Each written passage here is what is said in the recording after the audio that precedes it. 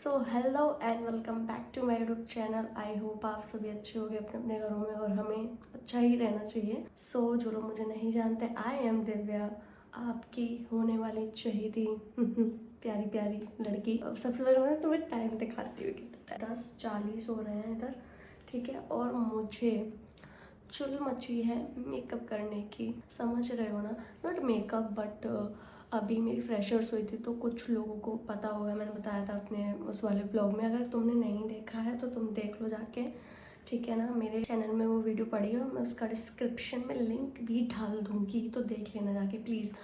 तो उसमें मैं बताया था कि मैं कर्म करने गई थी और मेरे से कांड हो गया, तो आज मैं उसी कांड के बारे में बात करना चाहूँगी। हालांकि मुझे शर्म आ रही है बट स्टिल मैं बताऊँगी तुम लोगों की सच्चाई क्या है।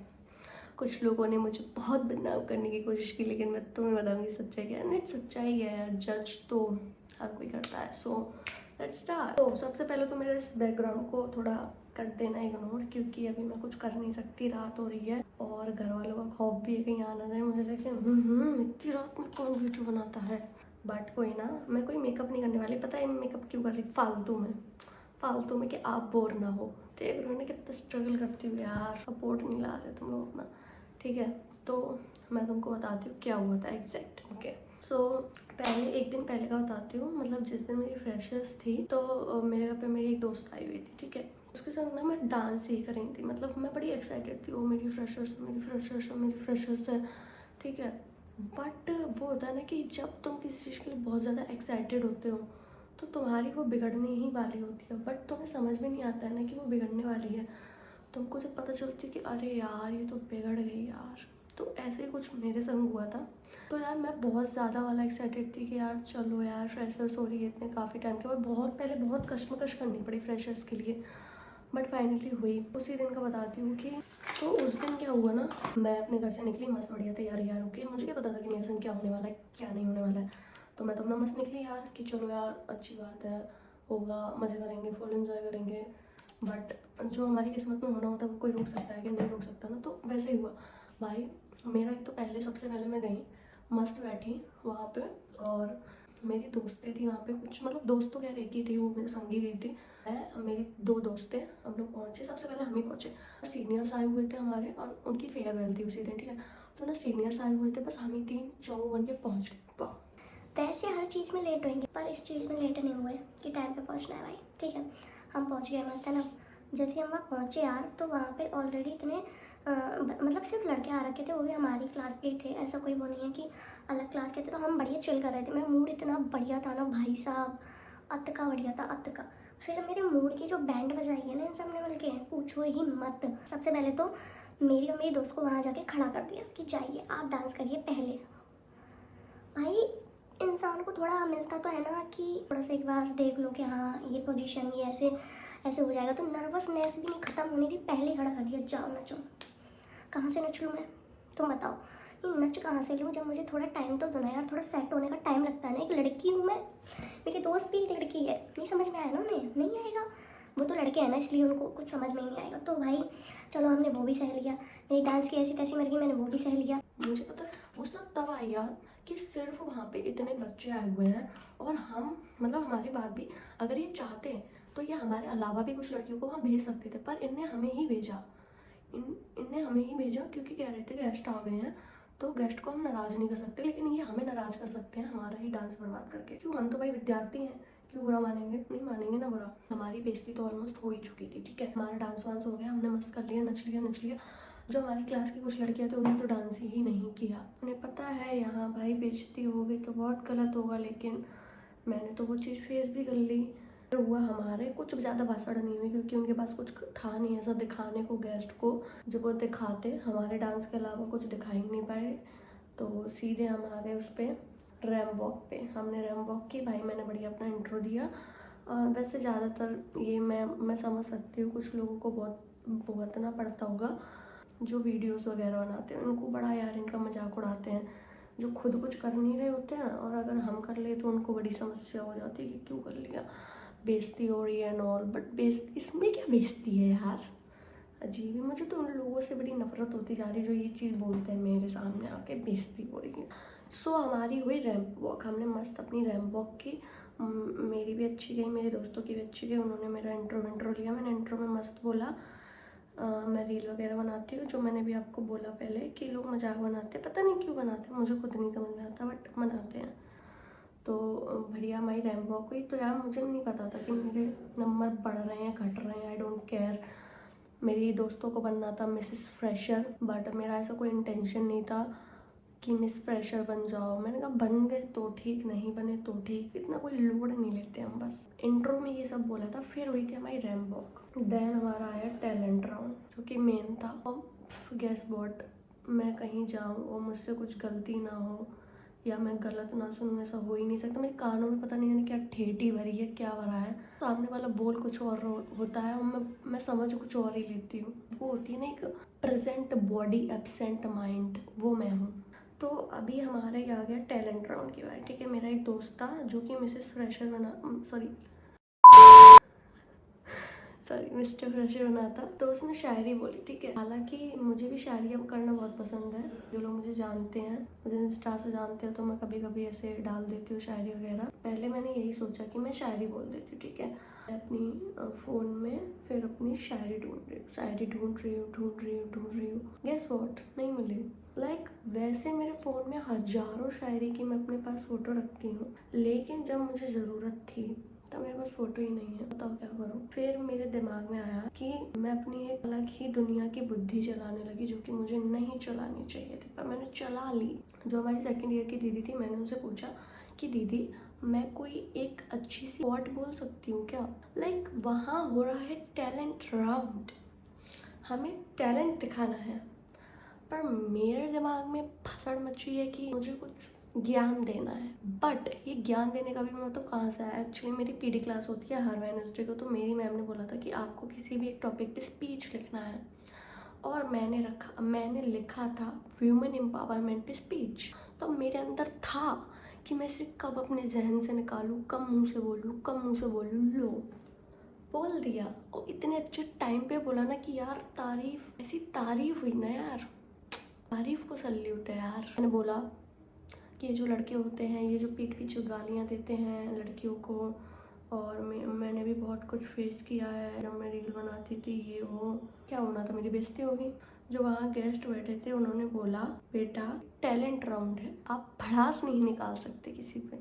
मेरा जो पोपट हुआ है ना, वो मैं ही समझ सकती हूँ। मुझे पता है कि मैंने कुछ गलत नहीं कहा। इवन मेरे दोस्तों ने भी बाद में मुझे इतना पॉजिटिवली मोटिवेट किया कि यार दिव्या तूने सही बोला, जो तेरे मन में था वो तूने बोला। बट मैंने किसी को ऐसे करते हुए नहीं बोला कि आप ये हैं।